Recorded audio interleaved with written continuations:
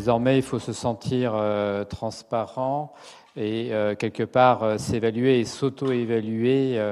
Et donc tous ces thèmes et la conduite du changement sont assez fondamentaux.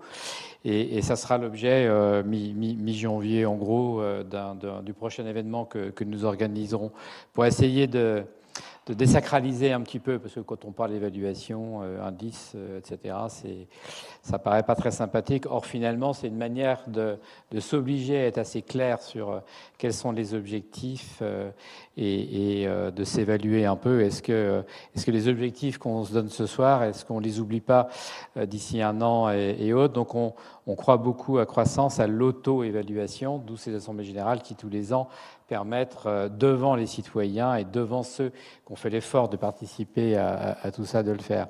Là où c'est extrêmement compliqué, cette théorie du changement et la manière dont on évalue, c'est que quelque part, il faut être assez clair sur, d'abord, quels sont les moyens indispensables, au-delà duquel notre objectif du bien vivre pour tous est naïf. Donc, par exemple, de la convivialité, une Caroline, etc. S'il n'y a pas ça, on n'y arrivera pas. Donc c'est ça qu'on va essayer en janvier de stabiliser. On n'arrivera jamais à un absolu, mais c'est important de se dire.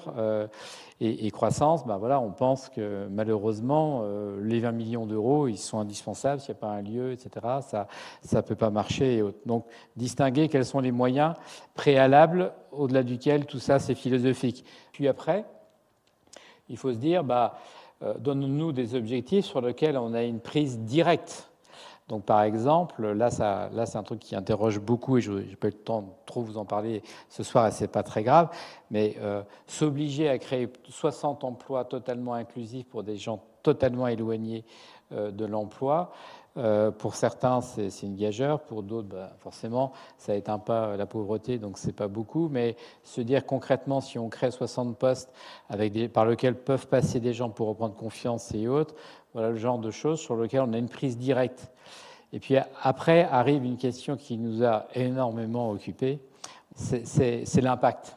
Donc là, au contraire, l'impact, c'est à quoi on aspire, mais auquel il faut être modeste. On ne peut pas dire qu'on est totalement responsable de ça. Donc nous, on pense au bien vivre, avec un calcul de est-ce que les gens ont un sentiment d'avoir gagné en bien vivre, et même est-ce que l'on pourrait mesurer en termes de santé publique l'impact de ça. Là, pour le moment, on a renoncé. C'est-à-dire qu'on se dit que c'est pratiquement un sujet de thèse. Et le plus important, c'est se dire, déjà, constituons une base de données pendant 5 ans. Confions-le à des gens qui ont le droit, ce qui heureusement est bien protégé en France, de regarder si c'est un intérêt d'un point de vue santé. Mais l'impact, nous, en fait, pour le moment, on a renoncé à le faire. Le bien vivre, il y a aussi peut-être une chose qui a été moins dite, c'est que c'est en fait un terme volontairement vague, mais c'est ça qui nous intéresse. C'est-à-dire que de manière à interroger des citoyens, en fait, derrière le thème « Qu'est-ce qui te manque pour bien vivre ?», la pluralité des réponses est extrême. C'est-à-dire qu'un migrant ou quelqu'un qui est au chômage et quelqu'un qui va bien et qui a trop de boulot ne va pas être la même. Et pourtant, ils vont avoir des choses communes. C'est-à-dire que, par exemple, dans toutes les expériences que l'on a faites, le lien social apparaît comme prioritaire. Donc le bien vivre, dans ce que je viens de vous dire, est à la fois une obsession et des moyens qu'il faut mettre en place pour commencer à bien vivre, et à la fois un impact. Bref, ces thèmes, j'espère vous avoir fait partager, ils sont en fait assez essentiels sur le passage au concret. Et donc, on vous invitera, pour ceux qui le souhaitent, ça peut paraître abstrait, mais en fait, c'est là que se fait le passage de la philosophie à des projets, et à vérifier que les projets et l'argent que l'on dépense, on ne les fait pas pour se faire plaisir, mais qui servent à quelque chose, pour aussi se remettre en cause et revenir tous les ans devant les gens pour lesquels on espère faire quelque chose, mais qui sont les seuls juges.